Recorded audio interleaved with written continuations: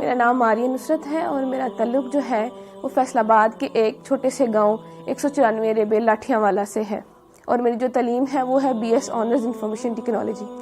میں پیدائشی قادیانی تھی اور الحمدللہ 1 سال پہلے اللہ تعالیٰ نے مجھے ہدایت دی اور میں نے اسلام قبول کر لیا اور الحمدللہ میں مسلمان ہوں۔ ہمارے خاندان میں جو قادیانیت ہے وہ میرے دادا جو ہیں ان کی وجہ سے آئی۔ میرے دادا وہ لوگ 2 بھائی تھے، فتح محمد اور حسین محمد۔ وہ ہندوستان کے ضلع امرتسر کے رہنے والے تھے، وہاں سے وہ لوگ ہجرت کر کے پاکستان آئے، اور پاکستان آنے کے بعد انہوں نے فیصل آباد کا جو علاقہ ہے چھوٹا لاٹھیاں والا، یہاں پہ رہائش اختیار کر لی اور یہاں پہ انہوں نے قادیانیت قبول کی، اور اس کے بعد قادیانیت کی جو تبلیغ تھی اس کو کرنا شروع کر دیا۔ تو میرے والد کی جو شادی ہے وہ 61 چک بیدیاں والا میں ہوئی، اور جو میری والدہ تھی وہ بھی پیدائشی قادیانی تھی، اور وہ بھی اپنے اس گاؤں میں یعنی کہ 61 چک میں وہ بھی قادیانیت کی جو تبلیغ تھی وہ کیا کرتی تھی۔ شادی کے بعد بھی انہوں نے ایسا ہی کیا کہ قادیانیت کی تبلیغ کرنا شروع کر دی، اور ایسی پرورش جو ہے انہوں نے میری بہنوں کی۔ تو جیسی پرورش انہوں نے میری بہنوں کی کہ قادیانیت کی تبلیغ کو عام کرنا اور قادیانیت کے لیے مختلف علاقوں کے دورے کرنا، ویسی انہوں نے تربیت جو تھی وہ میری بھی کی۔ تو میرے والد صاحب جو ہیں ان کے پاس جو قادیانیوں کی جماعت کا جو ایک چندہ لینے کا عہدہ ہوتا ہے، چندہ تحریک جدید، اس کا جو چندہ تھا وہ لیتے ہوتے تھے، اس کے سیکٹری تھے، یعنی تحریک جدید کا چندہ اکٹھا کرنے کے سیکٹری تھے۔ اور میرے جو تایا ابو تھے وہ جو وقف جدید جو تھے چندہ اس کو اکٹھا کرتے تھے، یعنی کہ سیکٹری وقف جدید تھے۔ اور میرے تایا ابو کا بیٹا جو وہ ہے سیکٹری ضیافت، یعنی کہ اس کا کام یہ ہے کہ مختلف علاقہ جات سے جتنے بھی مربیان آتے ہیں، مہمان آتے ہیں، ان کی رہائش کا بندوبست کرنا، ان کے کھانے کا بندوبست کرنا، یہ سارا کام جو تھا یہ ہمارے گھرانے میں ہوا کرتا تھا۔ اور اس کے علاوہ جو میری بہن تھی وہ بھی سیکٹری مال تھی، ایک میری بہن سیکٹری ناصرات بھی رہی، ایک میری بہن سیکٹری تعلیم بھی رہی، اور ایک وقت میں میرے پاس بھی سیکٹری تعلیم تربیت کا عہدہ تھا۔ اس کے بعد پڑھائی کی وجہ سے وہ میں نے عہدہ چھوڑ دیا اور میں نے ان کے اسکول میں پڑھانا شروع کر دیا، اور میں نے ان کے اسکول میں تقریباً 2 سال جو ہے ملازمت کی۔ فیصل آباد میں ان کی بہترین ڈبیٹر تھی، فیصل آباد کی طرف سے سلیکٹیولی یعنی کہ پورے فیصل آباد کو ریپرزینٹ کرنے کے لیے میں ایک دفعہ چناب نگر گئی تقریری مقابلے میں۔ وہاں وہ جو مقابلہ تھا اس میں میری دوسری پوزیشن آئی، اور اس مقابلے کے بعد ان کے یہاں ایسا ہوتا ہے کہ مقابلے کے بعد جو ہے سوال و جواب کا پروگرام رکھا جاتا ہے۔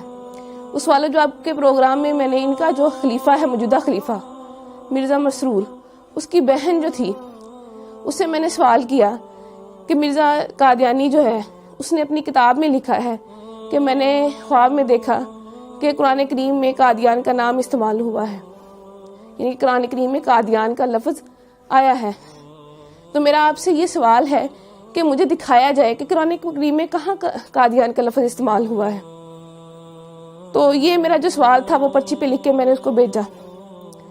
تو جب اس سوال کی باری آئی تو اس نے جب سوال کھولا تو اس کے پاس سوال کا جواب نہ تھا، اور وہ پوچھنے لگ گئے کہ کس نے یہ سوال جو ہے کیا ہے۔ اس کے بعد ایک اور لڑکی نے سوال کیا تو مرزا مسرور کی بہن کے پاس اس کا بھی جواب کوئی نہ تھا۔ تو ان کی ہٹ درمی دیکھ لیں کہ بجائے یہ ماننے کے کہ اس لڑکی کو یا مجھے یہ کہہ دیتی کہ میرے پاس اس سوال کا جواب نہیں ہے، میں بعد میں آپ کو کنسلٹ کر کے پڑھ کے ریڈ کر کے میں آپ کو اس کا جواب دے دوں گی، کہنے لگی، آگے سے لڑنا شروع ہو گئی۔ ایک ان کی قادیانیوں کی اتنی بہت بڑی مبلغہ بن کے آگے سے لڑنا شروع ہو گئی کہ اگر تمہیں زیادہ پتا ہے تو تم میری کرسی پہ آ جاؤ، تم آ کے لوگوں کو سمجھانا شروع کر دو، ایسے ہے ویسے ہے۔ تو اس وقت ساتھ میری جو بڑی بہن، میں نے ان کو بتایا، میں نے کہا دیکھ لیں یہ جو سوال ہے کہ قادیان کا لفظ قرآن کریم میں کہاں استعمال ہوا ہے، یہ میں نے لکھ کے بھیجا ہے، ان کے پاس اس سوال کا جواب نہیں ہے۔ تو میری بہن حیران ہو گئی اور مجھ سے پوچھنے لگی کیا واقعی میں ایسا ہے؟ میں نے اس کو بتایا جی بالکل ایسا ہے۔ اس کے بعد میں نے اس کو اور بھی سوال پوچھے، اپنی بہن سے پوچھے۔ میں نے کہا جب میں یونیورسٹی میں پڑھتی ہوں تو لڑکیاں مجھ سے سوال کرتی ہیں، ان میں سے کچھ سوال میں نے ان کو بتایا۔ میں نے کہا مرزا غلام احمد قادیانی، اس نے اپنی کتاب میں لکھا ہے ہم مکہ میں مریں گے یا مدینہ میں، اور حالانکہ مرزا صاحب کی جو وفات ہے وہ تو لاہور میں ہوئی تھی اور ان کو دفنایا قادیان میں گیا۔ تو میری بہن کہنے لگی کیا واقعی لکھا ہوا ہے؟ میں نے کہا ہاں لکھا ہوا۔ میں نے کہا پھر جو ہے انہوں نے اپنا ایک کشف جو ہے اس میں لکھا ہوا ہے کہ میں نے خواب میں دیکھا کہ میں خود خدا ہوں اور میں نے یقین کر لیا میں وہی ہوں۔ تو کہنے لگی کیا واقعی مرزا صاحب نے اپنی کتاب میں ایسا لکھا ہے؟ تو میں نے اس کو بتایا، میں نے کہا ہاں فلاں فلاں کتاب میں فلاں فلاں جگہ پہ لکھا ہوا ہے۔ تو وہ بڑی پریشان ہوئی۔ پھر اس کے بعد جب میں واپس گاؤں آئی، میں نے اپنے گھر والوں سے آ کے بھی اس کا تذکرہ کیا۔ رات کو بیٹھے ہوئے تھے، میرے والد صاحب بھی بیٹھے تھے، میں نے اپنے والد صاحب سے بھی تذکرہ کیا۔ میں نے کہا ابو ایسے ایسے وہاں پہ جو بھی ہوا میں نے ان کو بتایا۔ تو میرے ابو پوچھنے لگے کیا واقعی لکھا ہوا ہے؟ اس کے علاوہ پھر میں نے ان کو اور بھی حوالہ جات دیے، جیسے کہ مرزا صاحب نے مسلمانوں کو گالیاں دی ہیں، یا مرزا صاحب نے یہ کہا ہے کہ اللہ تعالیٰ نے میرے گھر پیدا ہونا ہے۔ تو یہ باتیں ساری سن کے میرے ابو بہت پریشان ہو گئے۔ تو اس کے بعد جو تھا میری امی نے وہ ہمیں اس ٹاپک پہ بات کرنے سے منع کر دیا۔ میرے اسلام قبول کرنے کی وجہ کچھ یوں بنی کہ میں نے تعلیم مکمل کرنے کے بعد ایک اسکول میں جو ہے بطور ٹیچر انٹرویو دیا اور وہاں میری سلیکشن ہو گئی۔ ایک دن ہم بریک کے وقت بیٹھے ہوئے تھے تو اچانک مذہبی گفتگو جو تھی وہ شروع ہو گئی۔ تو ہمارے اسکول کے جو پرنسپل صاحب تھے انہوں نے قادیانیت کے موضوع پہ بات کرنا شروع کر دی۔ تو چونکہ میں قادیانی تھی تو میں نے بھی اس میں حصہ لینا شروع کر دیا۔ میں نے بھی ان کو بتایا کہ قادیانیت کے میں فضائل و مراقب جو تھے وہ انہیں بتانا شروع کر دیے، کیا قادیانیت ایسے ہے ویسے ہے، یعنی کہ قادیانیت کی ایک بڑی اچھی تصویر میں نے ان کو بتانا شروع کر دی۔ لیکن وہ جو تھے پرنسپل صاحب ان کو پتا تھا کہ قادیانیت کیسا کفر ہے، کیسی غلاظت ہے، کیسی گندگی ہے۔ تو انہوں نے قادیانیت کی جو عقائد تھے وہ بتانے شروع کر دیے کہ قادیانی جو ہے تو نعوذ باللہ مرزا قادیانی خود کو خدا کہتا ہے، خود کو محمد رسول اللہ صلی اللہ علیہ وسلم کہتا ہے، توبہ نعوذ باللہ کلمہ کی توہین کرتا ہے اور مسلمانوں کو گالیاں دیتا ہے، اہل بیت اطہار کی شان میں گستاخی کرتا ہے، صحابہ کی شان میں گستاخی کرتا ہے۔ جب یہ تمام باتیں میں نے سنی تو میں اتنا ڈر گئی کہ میں بہت زیادہ خوفزدہ ہو گئی، اور مجھے بالکل جو تھا وہ چین نہیں مل رہا تھا کہ کیسے ایک شخص جس کو ہم نبی مانتے ہیں وہ کیسے اتنی گستاخیاں کر سکتا ہے، کیسے اللہ پاک کی شان میں گستاخی کر سکتا ہے یا آپ صلی اللہ علیہ وسلم کی شان میں گستاخی کر سکتا ہے۔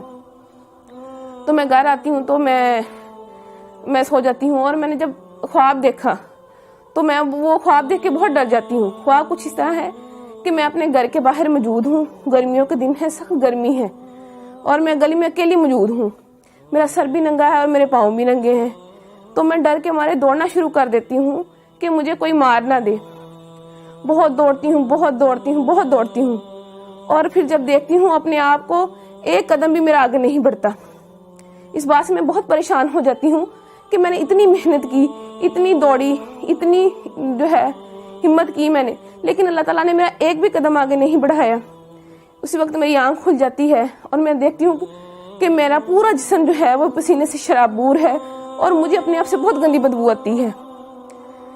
پھر اس کے بعد یہ خواب جو ہے مجھے متواتر آیا، اور جب بھی آتا مجھے ایسے ہی ڈرا جاتا۔ اس کے بعد چند دن بعد میں اسکول گئی تو وہ جو اسکول کے پرنسپل صاحب تھے وہ مرزا قادیانی کی کتابیں لے کے، روحانی خزائن کی مختلف جلدیں لے کے بیٹھے ہوئے تھے۔ انہوں نے مجھے بلایا اور مجھے کہنے لگے کہ جو جتنی باتیں میں نے تمہیں، یعنی کہ جتنے قادیانیوں کے عقائد میں نے تمہیں بتائے ہیں، اگر میں تمہیں ان کتابوں سے دکھا دوں تو کیا تم یقین کر لو گی؟ میں نے انہیں کہا جی میں ضرور یقین کروں گی۔ تو انہوں نے جو ہے کتابیں کھولی اور جتنی باتیں وہ مجھے جو میں نے آپ سے پہلے بیان کی انہوں نے مجھے مرزا قادیانی کی کتابوں میں سے دکھائیں، اور وہ کتابیں مرزا قادیانی کی لکھی ہوئی تھی، روا کی جو ہے ضیاء الاسلام پریس وہاں سے شائع ہوئی تھی۔ اس کے بعد جو ہے میری ملاقات، جو میرے دماغ میں شکوک و شبہات تھے یا سوالات تھے تو ان کو دور کرنے کے لیے میری جو ملاقات تھی وہ ایک سابق قادیانی جو کہ اب مسلمان ہو چکے ہیں اور ختم نبوت کے بہت بڑے مبلغ ہیں، عرفان محمود برق صاحب، ان سے میری ملاقات ہوئی۔ تو انہوں نے جتنے بھی میرے شکوک و شبہات تھے وہ سارے دور کیے، اور قادیانیت کی جو غلاظتیں تھی جو مجھ پہ نہیں کھلی تھی وہ کھول کر مجھے بیان کی، اور ان کی جو کتاب تھی قادیانیت سائنس و اسلام کے کٹہرے میں انہوں نے مجھے وہ پڑھنے کے لیے دی۔ تو اس کو پڑھ کے جتنے بھی میرے دماغ میں سوالات تھے وہ سارے کے سارے وہ ختم ہو گئے۔ تو اس کے بعد پھر میں نے مرزا قادیانی پہ اور قادیانیت پہ کروڑوں لعنتیں بھیجنے کے بعد آپ صلی اللہ علیہ وآلہ وسلم کی غلامی میں آ گئی اور کلمہ طیبہ پڑھ کے اسلام قبول کر لیا۔ اس کے بعد جب میں گھر گئی میں نے اللہ تعالیٰ سے جا کے دعا کی کہ اللہ تعالیٰ مجھے کوئی رستہ بتا کہ مجھے کوئی ایسا نشان دکھا کہ مجھے پتہ چل سکے کہ میں نے آج جو کیا میں سچ پہ ہوں، میں حق پہ ہوں. تو میں جو ہے میں سو گئی. تو میں نے وہی خواب جو میں پہلے دیکھتی تھی اور میں ڈر جاتی تھی، وہی خواب مجھے دوبارہ آیا کہ میں اپنے گھر کے باہر موجود ہوں، گرمیوں کے دن ہے، سخت گرمی ہے، اور میں ڈر کے مارے بھاگنا شروع کر دیتی ہوں. لیکن اس دفعہ معاملہ جو تھا وہ الٹ ہو گیا کہ جب میں ڈر کے مارے میں بھاگنا شروع ہوئی تو بھاگتے بھاگتے کہ میں پکی سڑک پہ پہنچ گئی. تو میرا سر جو پہلے ننگا ہوتا تھا اس پہ ایک سفید چادر آ گئی خود بخود، اور میں نے دیکھا کہ میرے سامنے ایک شخص احرام باندھے کھڑا ہے. جب میں نے اپنی نظریں اوپر اٹھائیں تو میں نے سبز گنبد اور مینار کو پایا. تو اس کے بعد میری آنکھ کھل جاتی ہے اور مجھے اپنے آپ سے جو جہاں پہلے پسینے کی بدبو آتی تھی، اب مجھے اپنے آپ سے اتنی اچھی خوشبو آنے لگ گئی.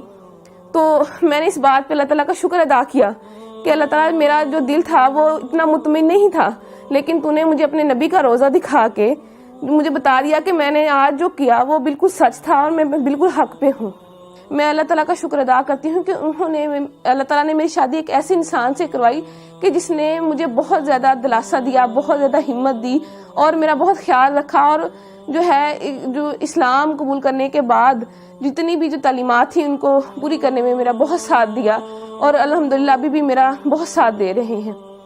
میری زندگی کا جو مقصد ہے اب وہ یہی ہے کہ میں آپ صلی اللہ علیہ وآلہ وسلم کے دین کے فروغ کے لیے کام کروں. جیسے جب پہلے میں قادیانی تھی اور قادیانیت کی تعلیم کو عام کر رہی تھی، تو جب میں نے اسلام قبول کر لیا میں نے اس بات کا پکا ارادہ کر لیا تھا کہ جتنی میری بقیہ زندگی ہے میں نے اسلام کے فروغ کے لیے اس کو صرف کرنا ہے، اور آپ صلی اللہ علیہ وآلہ وسلم کے دین کی حفاظت کرنی ہے، اور آپ صلی اللہ علیہ وآلہ وسلم کی ختم نبوت جو ہے اس کو عام کرنا ہے اور اس کی حفاظت کرنی ہے.